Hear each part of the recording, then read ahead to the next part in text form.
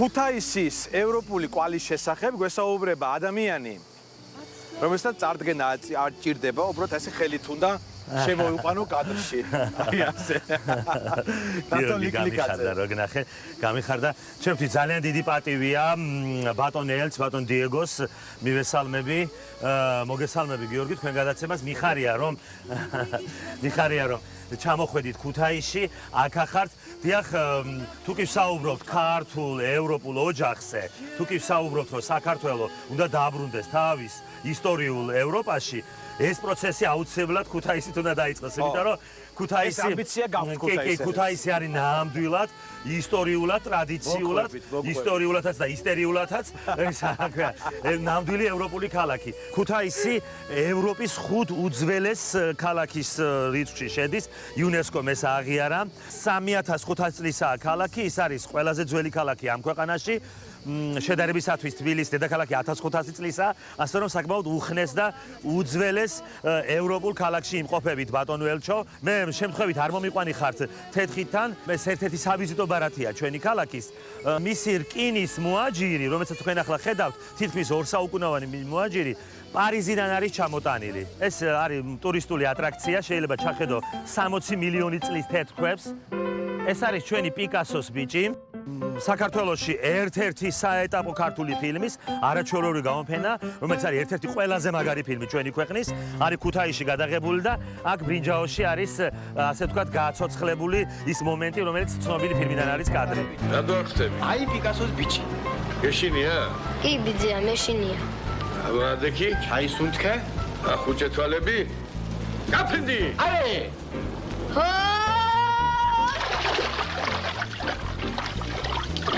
აფერის! ლამპრედუზო მედუზო! ესა ბიჭო პიკასოს ბიჭი? ამითრაკობა პიკასო? აქ არის ერთგვარი ატრაქცია, ქუდთან ასთავზე შეხვდეთ და შეგიძლიათ ფოტო გადაიღოთ.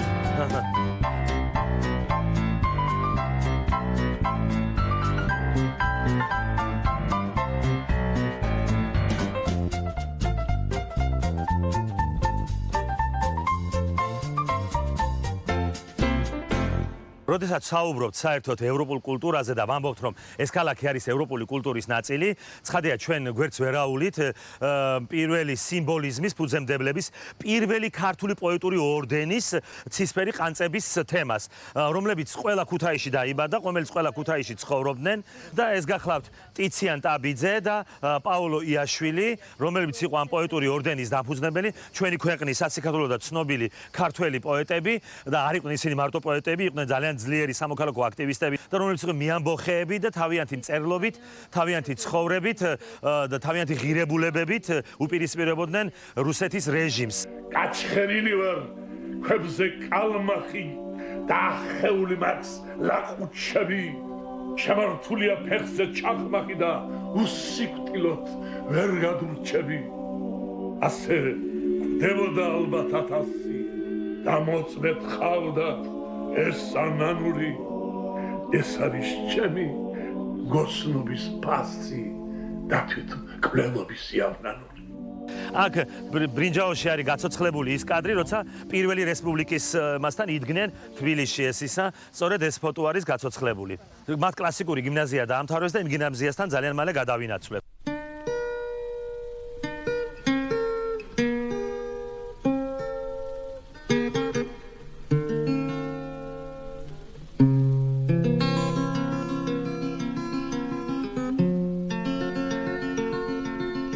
აქ ბატონო ელჩო არის ორი შენობა, გიმნაზიის შენობა და ასევე რადიუმის შენობა, კინოთეატრის. ორივე შენობა არის ჩვენი ქვეყნისთვის ძალიან მნიშვნელოვანი შენობა, არა მარტო ქუთაისისთვის. ამ შენობაში ალბათ ილიას და ვაჟას გარდა ვიზეც დგას ჩვენი ქვეყანა, ყველა აქ სწავლობდა აბსოლუტურად. ხოლო აქ რაც შეეხება რადიუმი, აქ გაუშვეს პირველი ქართული ფილმი და თქვენ ახლა იმყოფებით ქართული კინოს აკვანთან, შეიძლება ასე ითქვას.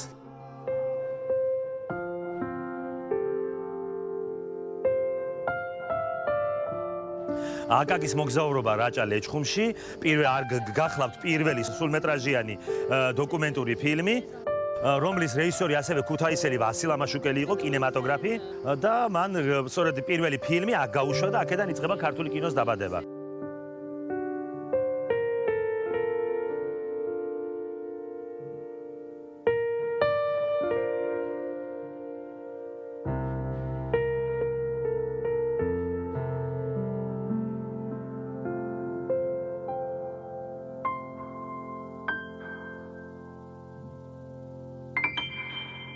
მომპლეზიერ ჩემი სიამოვნება, ესე ერქვა ფრანგულ ღია კინოთეატრს, აქ იყო ჩვენებები, ფრანგულ კინოთეატრში და ეს არის მე-19 საუკუნის შუას დროს აშენებული.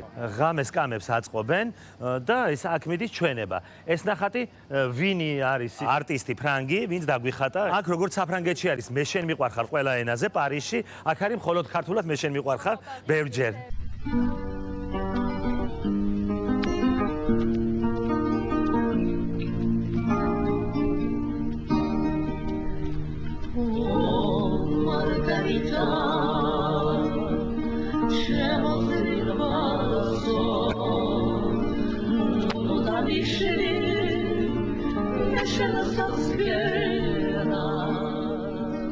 ალექსანდრე დიუმამ, როდესაც იმოგზაურა საქართველოში, მის ცნობილ ბესტსელერში წიგნში კავკასია, ქუთაისეც საუბრობს. ის ამბობს, რომ ქუთაისი არის ქალაქი პატარა ვიწრო ქუჩებში, სადაც პარიზული მოდა მხოლოდ 2 კვირის დაგვიანებით თუ ჩამოდის. პარიზული გავლენა ყოველთვის იყო მოდური ამ ქალაქში. მოდი პირდაპირ ვთქვათ, როცა რუსულად იყო სვეცკობა თბილისში საუბარი, აქ სვეცკობა იყო ფრანგული საუბარი. კი ბატონო. ფანტასტიკური სვეცკობაა, მინდა. კი ბატონო. და იქ როცა ილია და ყველა ყაზბეგი იყვნენ თერგდალეულები, ჩვენგან ყველა მიდიოდა პარიზში სასწავლებლად.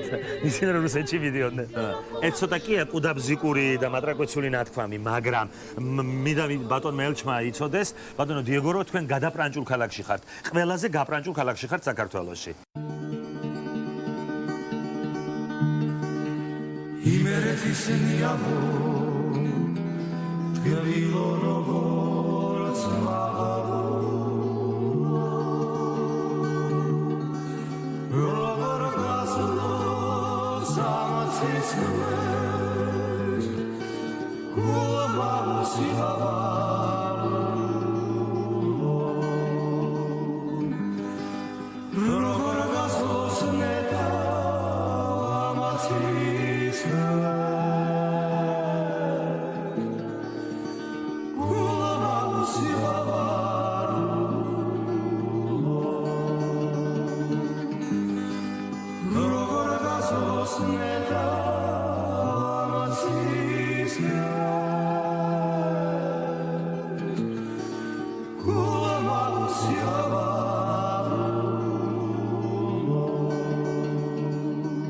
ეს არის ქალთა გიმნაზია, სადაც წარმატებული ქალები. აქ სწავლობდა ვერიკვან ჯაფარიძე, ვინც ყველაზე დიდ სიმაღლეზე აიყვანა ქართული თეატრი, ანა კალანდაძე, ვინც ყველაზე დიდ სიმაღლეზე აიყვანა ქართული პოეზია და გარდა ამისა აქ სწავლობდა კატო მიქელაძე, პირველი ფემინისტი ქალი, რომელიც პირდაპირ ფრანგთა გერმანელ ფემინისტებთან ჰქონდა კონტაქტი ქუთაისიდან.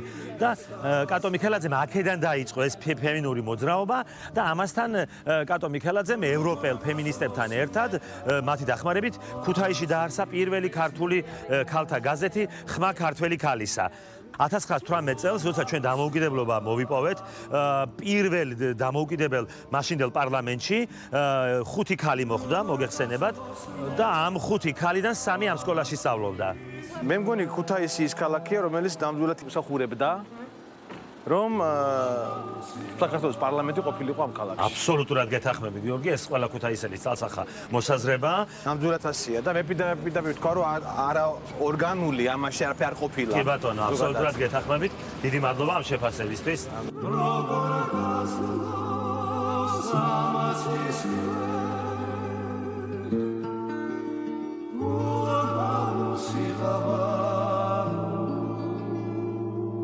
ბატონო ელჩო, ჩვენ ახლა ვიყოფებით ფრანგულ ბულვარში, რომელიც არის 175 წლის და ფრანგული ბულვარი მას იმიტომ ქვია, რომ პირდაპირ ყველა ხე, რომელსაც აქ ხედავთ, რომელიც არის დიდი ასლოვანი ხეები, ყველაფერი არის პარიზიდან ჩამოტანილი და ის ჩამოიტანა ფრანგი და შოტლანდიური წარმოშობის დეკორატორებმა, იაკობ და ნიკო მარებმა, რომლებიც საქართველოში ცხოვრობდნენ.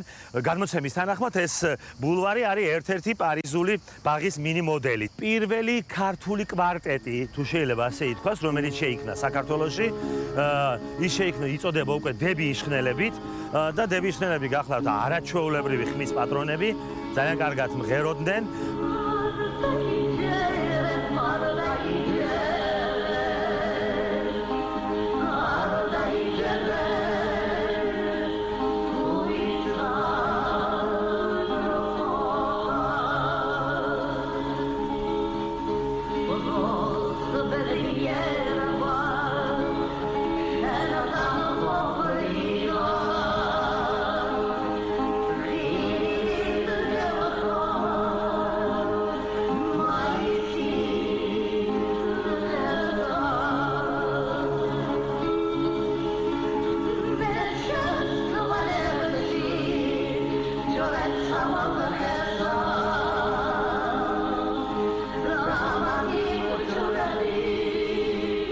ჩვენ ვიყოფებით, შეიძლება ითქვას ჩვენ ქვეყანაში ყველაზე მულტიკულტურულ უბანში. ქუთაისი იყო ყველას ქალაქი. ჩვეულებრივ ნებისმიერი ებრაელი, სადაც 9000 ებრაელი ცხოვრობდა.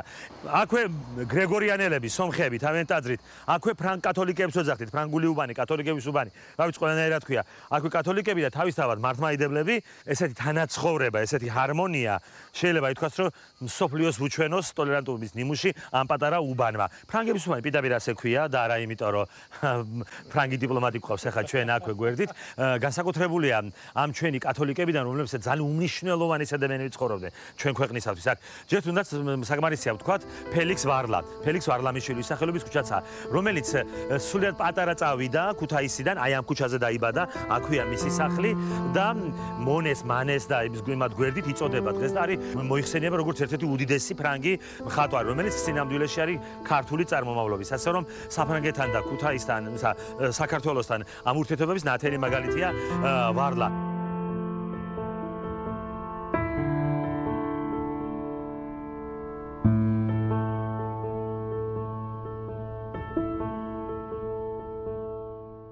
კათოლიკების უბანში ცხოვრობდა ზაქარია ფალიაშვილიც, ვინც ყველაზე დიდ სიმაღლეზე აიყვანა ქართული საკომპოზიტორო სკოლა შეიძლება ითქვას. ფრანგების ეკლესიას ეძახიან დღემდე ამას, სადაც იყო კათოლიკური ორღანი.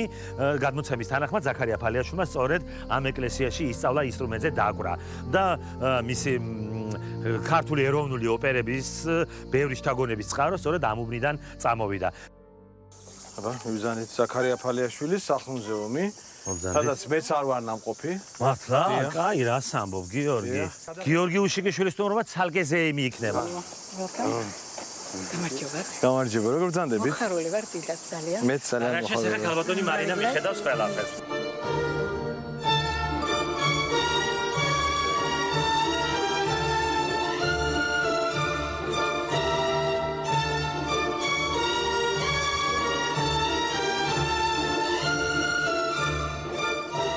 აი ამ სახლში, ამ ოთახში დაბადების შემდეგ 16 წელი გაატარა გამოჩენილმა ქართველმა კომპოზიტორმა, საოპერო მუსიკის, ქართული საოპერო მუსიკის ფუძემდებელმა ზაქარია ფალიაშვილმა, უკდავი აბესალომ ეთერისა და დაისის ავტორმა.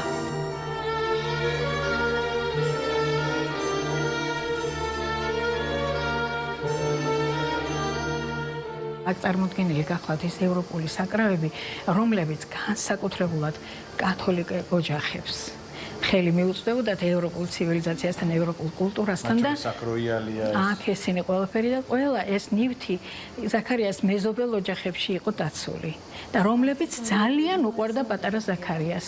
ეს ინსტრუმენტებიც, ქართული ინსტრუმენტები? ქართული ინსტრუმენტები არა, იმიტომ რომ ზაქარია ამბობს თავის ავტობიოგრაფიაში, ჩვენ ოჯახში არანაირი ინსტრუმენტი არ ჰქონდა. აი ეს ორი მექანიკური საკრავი ისე უყვარდა ზაქარიას, რომ იმ ოჯახში დღეში 10-ჯერ მივიდოდა სტუმრად და ითხოვდა, რომ მომასმენინეთ მუსიკისთვის. ეს გახლავთ ფრანგული საკრავი, მექანიკური. აი ეს საკრავი კი გერმანიაში დამზადებულია ფირმა ციმერმანის.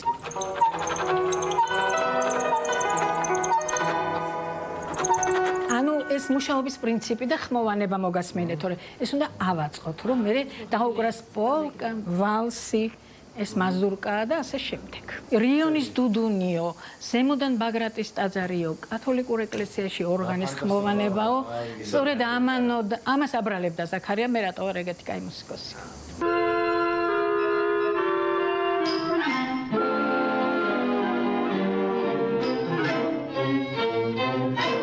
ეს არის აივანი და ადგილი, სადაც აქ ქვემოთ გადაღებულია ვერისუმის მელოდიები. აი სცენა ვრეცხავ და ვრეცხავ, თელი დღე ვრეცხავ, ვრეცხავ თითა და ღამით. და ეს აი